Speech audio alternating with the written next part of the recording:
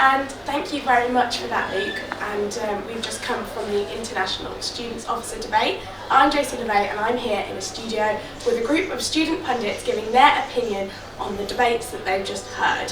So, who have we got with us? So can you introduce us one by one, starting? Hi, I'm David Craig. I'm a journalism student, second year. Hi, I'm Simone and I'm a second year chemistry student. Hi, I'm Thea Oram and I'm a third year journalism student. Okay, so first of all, what are your general thoughts regarding the debate? What do you think the overall tone was? Was it exciting to watch?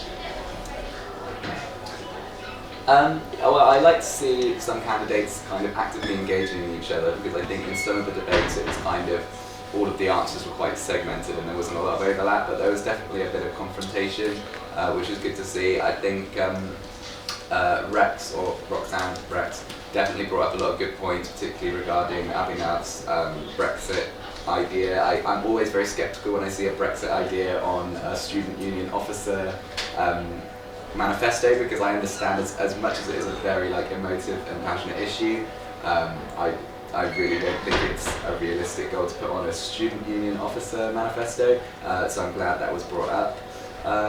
And yeah, so I think definitely there were a lot of interesting points brought up.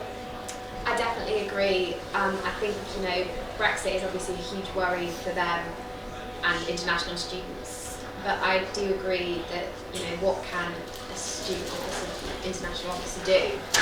In kind of saying that he's going to lay out the information, that's great, but there's a lot of information that's already been laid out, like what can you get and how can you benefit the international students in a way that they aren't already benefiting. It's because you are walking in a line. And I think it was kind of good that they made sure that that was kind of brought up in an issue.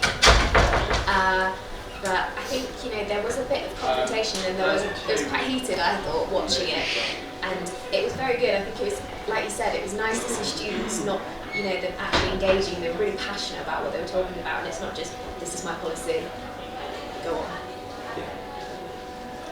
Yeah, I definitely agree. I mean, it's obvious that with a lot of students from the EU and the entire relationship of the UK with other countries being shaped by Brexit, it was going to be a huge part of those debates. Unfortunately, I believe it was a realistic much than a small STU officer can do compared to the whole of the country. Compared to the level where those Brexit decisions are made, there's definitely not. There is a lot of influence you can have, but probably you must be realistic about it, really. And I think having a bit of confrontation and having a bit of actually let's think about it is really good to see. It's good to see that candidates are reflecting on what they are doing, and they're still reflecting on the policies and always improving and being organized as well. So, most of that debate appeared to be a kind of standoff between Abhinav and Rex. Do you think that was a positive thing and brought more life to it, or do you think it was kind of just like needless personal digs and took up too much time in the debate?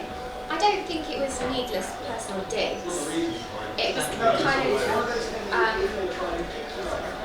kind of interesting to watch two candidates really get passionate and really engage with each other. I felt a bit bad for the other two because I really couldn't tell you what their policies were in terms of the debate. It was a two-person debate, it wasn't a four-person debate. I don't know if you agree, but I didn't feel like they managed to, or were given the chance to kind of share their opinions and say that. It made it interesting, it made it a good watch. It was interesting to watch people get passionate, but in the same way, it was a two-person debate, it wasn't a group debate. Yeah, I mean, it's always a shame when certain candidates don't get the chance to say what they would like to say, but I do think that the responsibility lies on them to at least a certain degree. They've kind of got to assert themselves, they've put themselves forward for this role, so they need to show that they have strong opinions, and there were opportunities to interject here and there, and so, I think we've got to think where the blame lies there, really. Definitely it made the debate enjoyable, because it was as we said, it was a two-way thing. We were like, what's going to happen next, rather than a full retelling the manifesto policies. But I think there's been really ashamed that some candidates did not have a chance to stand out, because I feel like I know more about the candidates that have spoken in a room, less about the ones that have spoken. I don't think this is what I would expect from the day. Expect to get more knowledge about all of them. Okay, so even though the debate was largely focused on two candidates, were there any candidates that particularly stood out for either of you?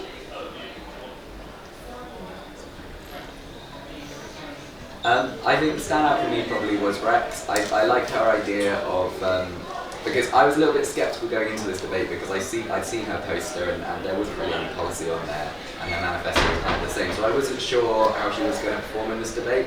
But her general idea how I interpreted it was that she's kind of getting her policies by talking to students and listening to them throughout her campaign, which I actually think is a very good idea, because I don't think any one student is qualified to say this is what everybody needs. I think the best policies come from talking to people and getting a discussion going. So. Yeah, I think I'd agree. She definitely came across as more sort of.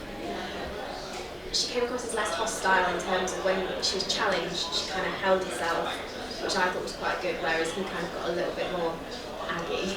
But I mean, I think her policies were good, and she talked about having a drop-in clinic and things like that, because I know for international students it is quite scary to come over here, and it is quite scary when you don't really know anyone, and so to know that there's someone whose door is always open is a good thing, because it's all, I know they have the International Students Committee, and that's great, and it works for some people, but some people are just too nervous to even go there, so to have someone that's doors there is a good idea, I think.